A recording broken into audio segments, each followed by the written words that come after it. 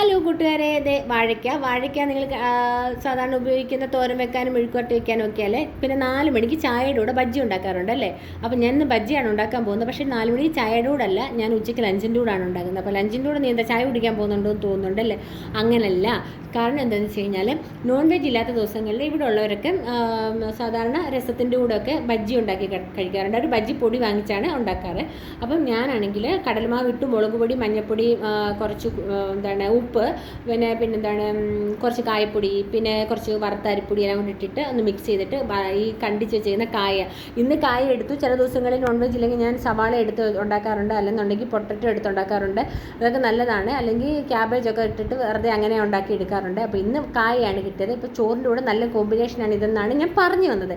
അത് കറിയായിട്ട് രസമാണെങ്കിൽ സൂപ്പറായിരിക്കും കേട്ടോ. രസവും സാമ്പാറൊക്കെ ഉള്ളപ്പം ഈ വാഴയ്ക്ക ബജ്ജി നല്ലതായിരിക്കും. അപ്പോൾ എല്ലാവരും ട്രൈ ചെയ്ത് നോക്കണേ. ട്രൈ ചെയ്ത് ഇഷ്ടപ്പെട്ട് കഴിഞ്ഞാൽ എന്നെ ഫോളോ ചെയ്യാനും സബ്സ്ക്രൈബ് ചെയ്യാനും ഒക്കെ മറക്കല്ല. ലൈക്ക്, ഷെയർ, കമൻറ്റൊക്കെ വാരി വിതറും.